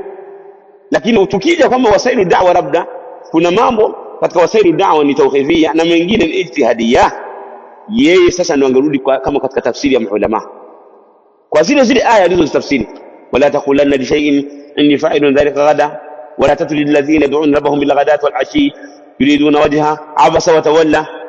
Hizi maulama wote as-salafu salih ambao sisi tunarudi kwenye tafsiri zao wametafsiri kwamba mtume alijitahidi akawa amefanyaje, amekosea. Na mtume akijitahidi akakosea, Allah subhanahu wa ta'ala amwachi kwenye kosa lake, bali anafanyaje, anamsahihisha. Hivi ndivyo walivyosema maulama, sio kama walivyosema Hajuri. Imma Hajuri ameingia kwenye kosa la kusema mtume amekosea kwenye wasailu da'wa, au kaingia kwenda na maslaki ahlul bid'ah, tumia maneno ambayo ni nini, ni mujmala. Tunaelewa na ahlus sunna wal jamaa, hiyo ndio maana yake hiyo.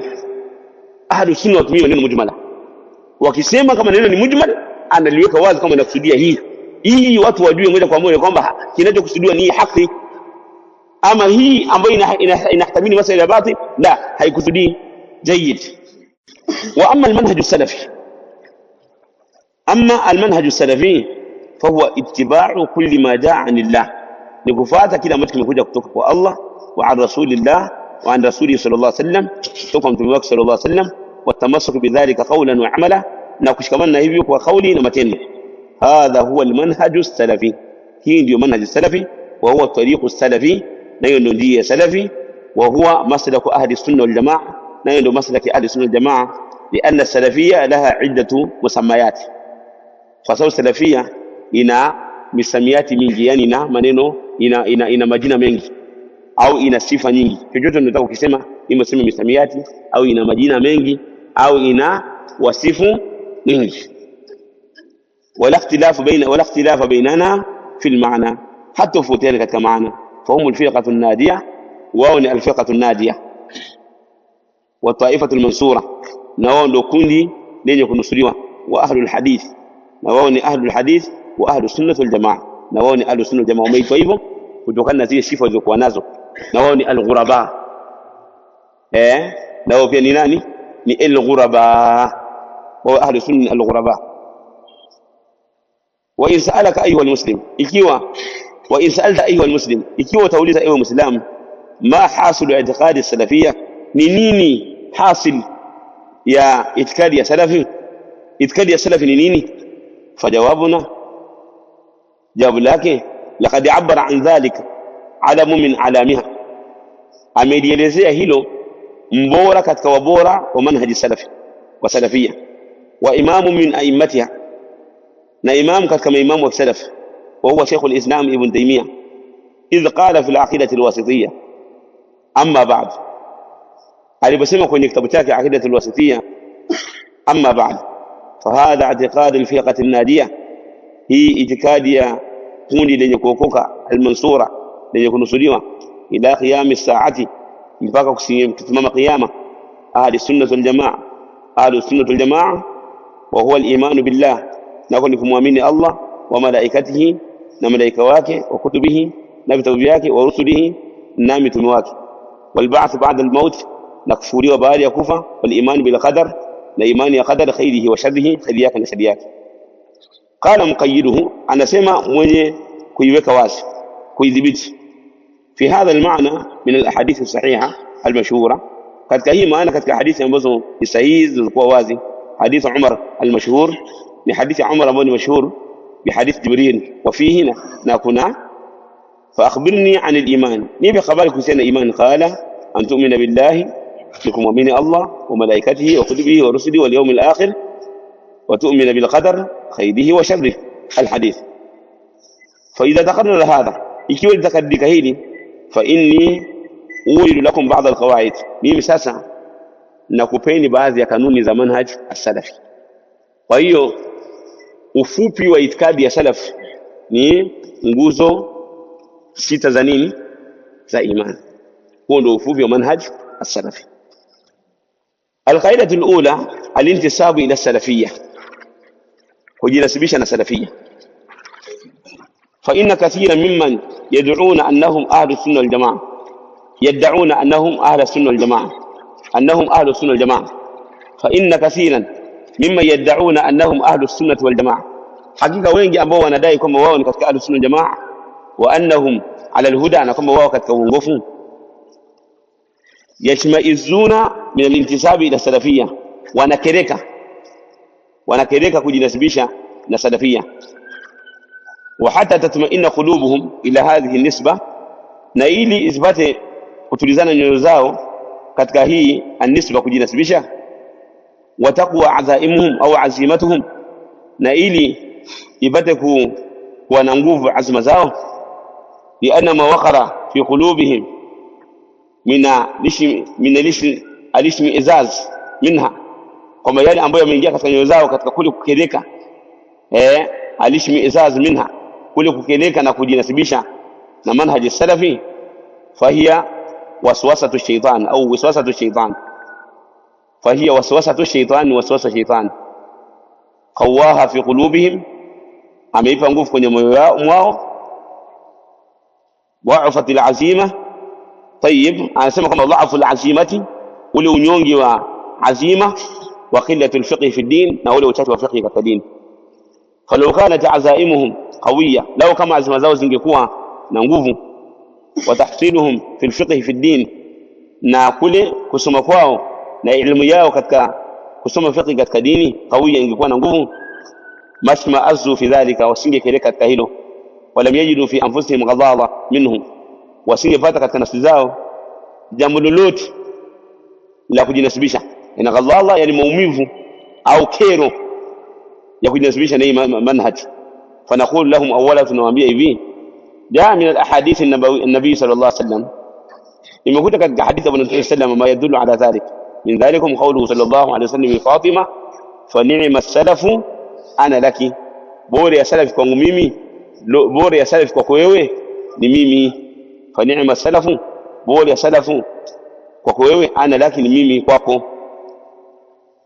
kama Mtume sallallahu alitumia neno nini as-salaf lakini min haythu madha min haythu al-lugha والامر الثاني jambo la pili anna hadhihi nisba lam takun muhdathatan alikuwa ni muhdatha bali hiya min ahdi ashabi an-nabi sallallahu alayhi wasallam bali ilikuwa tangu zama za Mtume sallallahu alayhi wasallam fa yuqalu lahum as-salaf walikuwa kiitwa kama ni salaf waliitwa ni as-salaf wa kalimatu salaf na neno salaf darajatun inda immati darajatun yani imepita yani daraja darajatun inda immati ahli hadhihi al-milla ni neno ambalo limepita katika kwa maimamu hii milla ahlus sunna wal jamaa ويزيد هذا وضوح يونغسيه uwazi الاجماع على صحه الانتساب الى السلفيه ni ijma juu ya usahihi wa kujisibisha na salaf wa annahu la ghadala fi dhalika na kama hilo halina shida yani la aib la ghadala haina aibu na wala haifai mtu keleka na jambo hilo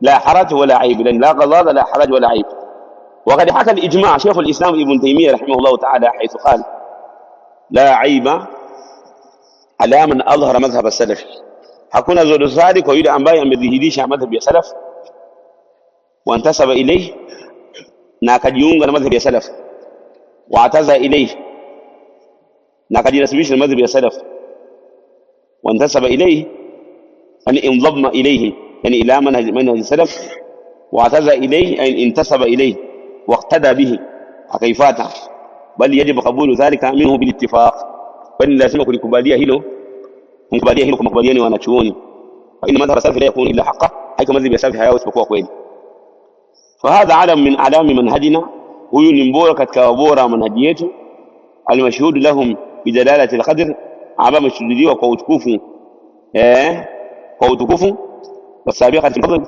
ametangulia katika ubora yanqulu alijma' ana imekuwa ijma' kama maulama wamekubaliana juu ya wajibu kufuata madhhab ya salafi fa ya shabab alislami khassa كين بجل وكإسلام خاصة ويا أيها المسلمون عامة لأنه الإسلام موته ليكونن في صدوركم حرج من الانتساب إلى السلفية يسوي كتنا سدين كنا أسيتو كتنا وجنسبيش المنهج يا سلف بل ارفعوا بها رؤوسكم بل ينويني بتبينوا ممكن ينويني كيفات منهج السلفي يعني كمانا kwa maana mtangulize vifua mbele, tangulizeni vifua mbele. Wasda'u biha, na ipandisheni hii manhaj. Wasda'u biha, ipandisheni hii manhaj, yani intaliqu jiharan wa alania, nendeni songeni mbele kwa uwazi kabisa, kwa uwazi na kwa kutangaza hii manhaj salafi. Wala ta'khudhukum fi dhalika lawmatu la'im, isikuchukueni katika hilo lawama ya mwenye kulaumu, kwa maana hii manhaj salafi ni manhaj ya haki. Wa aziduhum shay'an akhar, naongezea kitu kingine. ذكر شيخ الإسلام ابن تيمية، أمتاج شيخ الإسلام ابن تيمية أن من علامات أهل البدع ترك الانتحال السلفي الصالح، نكتب فاتا ترك انتحال، نكتب فاتا السلف الصالح. فلا تجد خلفيا، فلا تجد خلفيا، humkuti mtu aliyekuja baadaye. Wala tajidu khalafiyan, humkuti ambaye amekuja baadaye. لا سيما المنتسبون الى الجماعات الدعويه الحديثه، hasa wale ambao wanajinasibisha katika hizi da'wa za kisasa. Allah la tawazi fi sahati al-yawm, katika viwanda vya da'wa vya sasa. Walmunawiati li ahli sunna, na yule ambaye anawasema vibaya ahli sunna wal jamaa, illa wa huwa yakrahu salafiyya, isipokuwa akiwa anachukia salafiyya, yakra intisabi ilaiha, na anachukia kujinasibisha na salafiyya. Yana salafiyya laysa mujarrad nisba, salafiyya sio mujarrad wa kujinasibisha, bali as-salafiyya tajridu al-ikhlas lillah, ni kupwekesha kumtakasia Allah subhanahu wa ta'ala ibada, wa tajridu mutaba'ati lin-nabii sallallahu alayhi wasallam, na kupwekesha kumfuata mtume Muhammad sallallahu alayhi wasallam. Wa mabayanahu salafu salih, na yale ambayo wameinisha wema walitangulia. Hapa nitoe tambii tu kuhusiana na masala neno as-salafiyya al-khalafiyya, al-khalafi, hapo tulisoma hapa neno wala tajidu khalafiyya. Sawa, al-khalafi ndugu zangu ni wale, inatafsirika al-khalafi ina tafsiri mbili. Al-khalafi inatafsirika kwa maana nzuri na inatafsirika kwa maana mbaya. Na kuitafsiri kwa maana mbaya unatazama siyaki ya maneno kwa vile alivyotaka mwanachuoni, na kuitafsiri katika maana nzuri unaangalia pia ule mtiririko wa maneno. Siyaki ni mtiririko wa maneno kwa vile ambavyo ameandika mwenye kitabu. Kwa mfano hapa tumetafsiri kwa maana mbaya, la tajidu khalafiyan la siyama almuntasibuna ila jamaat jayyid. Lakini yani wanaposema ahli ilmi al-khalafiyya alladhina ataw, ambao au alladhina abaw an yakhudhu madhhab as-salafi. Al-khalafiyya hum alladhina abaw an yakhudhu madhhab as-salaf, ni wale ambao wamekataa kuchukua madhhab ya salaf, hao wanaitwa ni khalafiyya. Na hii ni kwa maana ambayo ni mbaya. Na hao khalafiyya walipokuja wakasema wao watachukua ilmu kutoka kwa falasifa, ima kwenye akili zao au kutoka wale alfalasifa.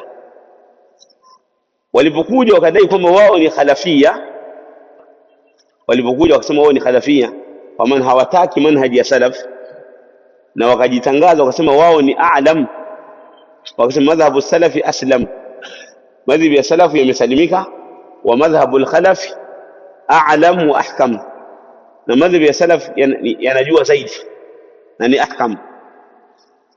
Wakataka kufuata manhaji ya salaf. Wale ambao ni salaf wanafuata msimamo wa salaf wakaita wao ni salafiyun. Walipokuja watu wakasema wao ni khalaf kwa sababu wamekataa kufuata msimamo wa salaf, wale ahlul haqi wakaita ni nani? Ni salafi. Sio niliweka vizuri maasha ikhwa, nirudie tena mara nyingine, ni kwamba sababu ya kuitwa salaf na kuitwa msamiati wa as-salaf, walipotokea watu wakasema wao ni khalaf kwa maana hawataki msimamo wa nani? Wa salafu salih. Wale waliofuata msimamo wa salafu salih wakasema sisi ni nani? Sisi ni salaf, kwa maana sisi tunafuata msimamo wa salafu salih. Hii ni sababu miongoni mwa sababu ya kufuata madhhabu ya salaf as-salih. Hii ni katika njia. Lakini pia wale waliokuwa wameshikamana na madhhabu ya salaf, waliokuwa wameshikamana na madhhabu ya salaf, maneno yalikuwa yanarefuka. Ulikuwa unakuta mtu mathalan anasema hivi, mtu alikuwa anasema hivi, mimi naitwa hivi ahlus sunnah wal jamaa almuttabi' lisalaf as-salih. Jumla ni ndefu.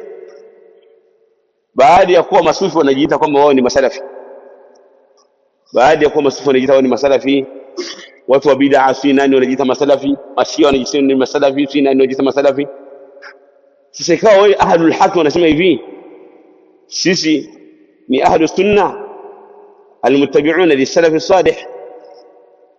Masufi wanasema sisi ni ahlus sunnah ni sufia, na hawa wakasema kwamba ni sisi ni ahlus sunnah almuttabi'una lisalaf as-salih. Kaona kwamba jumla imekuwa ndefu, wakasema sisi ni as-salafiyun, sisi ni masalafi, ili neno liwe nini, liwe ni fupi. Tumeelewana vizuri hapo. Kwa hiyo kuna wajhi mbili ambazo nimezitaja za sababu ya ahlus sunnah kujiita nani, as-salafiyun. Sababu ya kwanza kwamba wao wamejiita ni as-salafiyun ikiwa ni mukabili wa khalaf. Wale waliosema sisi hatutaki msimamo wa salaf, wale waliotaka msimamo wa salaf wakasema sisi ni salafiyun, wale wakasema ni sisi nani, khalafiyun. Njia ya pili, baada ya kuwa watu wa bid'a masufi na kadha na kadha walisema kwamba wao ni ahlus sunna wal jamaa, ahlul haqi, wakawa wanasema kwamba sisi ni ahlus sunna wal jamaa almutamassikuna bi fahmi salafi as-salih au almuqtadi bi salafi as-salih, muqtaduna bi salafi as-salih. Jumla ikawa ndefu, wakasema nahnu madha as-salafiyun, sisi masalafi. Tumeelewana vizuri mashaka wangu? Jayyid. Fannasu ya bunayya, watu ewe mwanangu, hizbani ni makundi mawili, hizbur rahman wa hizbu shaytan. Fa hizbu shaytan al-kuffar wal munafiqun nifaqan i'tiqadiyya. Hizbu shaytan ni makafiri na wanafiq wa unafiki wa kiitikadi. Unafiki kwa nini? Wa kiitikadi. Kwa sababu unafiki umegawanyika sehemu mbili, kuna nifaqu al-amali, kuna unafiki ule wa kimatendo. Kwa mfano kama kauli ya Mtume sallallahu alayhi wasallam, ayatul munafiqi thalatha, ule ni unafiki wa kimatendo. Idha hadatha kadhaba wa idha wa'ada akhlafa wa idha utumina khana, huyo ni unafiki wa kimatendo. Tayib. Kwa hiyo unafiki wa kiitikadi ule ni unafiki ambao unamtoa mtu katika Uislamu, na kuna ukafiri wa kiamali, kuna ukafiri ambao ni wa kiamali, ukafiri wa kimatendo. Kwa mfano kama mtu hukumu kinyume cha sheria ya Allah. Kwa mfano mtu akazini, mtu akifanya zina anahesabika amefanya ukafiri wa kimatendo. Mtu akifanya muamala wa riba anahesabika amefanya ukafiri wa nini, wa kimatendo. Yote haya ukafiri wa kimatendo na unafiki wa kimatendo, mtu anakuwa bado ni Muislamu, isipokuwa amefanya madhambi makubwa ambayo hayamtoi katika nini, katika Uislamu. Ama ukafiri wa kiitikadi na ukafiri wa kimatendo, huu ni ukafiri ambao jayyid, ni ukafiri ambao mtu unamtia katika nini, ukafiri wa kiitikadi na unafiki wa kiitikadi ni ule ambao unamtia mtu katika ukafiri itikadan. Ama kiamali mtu anabaki kuwa ni nani, mtu anabaki kuwa ni Muislamu kama kawaida, unatafuta kitu. Tayib. Wa hizbur rahman humul muslimun, hizbur rahman wa islam alladhina lam yarkabu ma yukhrijuhum min musamma al-iman, ambao hawajafanya yale ambayo yanawatoa katika imani ikhrajan kamila, kuwatoa kikamilifu. Wa khalisu hadha al-hizb, hizbur rahman, na watu ambao ni wasafi, watu ambao ni wasafi katika hili kundi la Rahman, alladhina lam yadhillu, ni wale ambao hawajapotea, walam yudhillu, na wala hawajapoteza wengine, walam yatanakabu jadat alhuda, na wala hawajafanya jambo baya katika kutoka katika msimamo wa uongofu. Lam yatanakabu jadat alhuda wal haqi, hawajafanya jambo baya ambalo yani hawajakhalif ule ukweli wa uongofu, ule msimamo wa haki na uongofu, fi kulli zamani wa makani, katika kila zama na sehemu. Walam yajtami'u ala dhalala, na wala hawajakusanyika katika upotevu.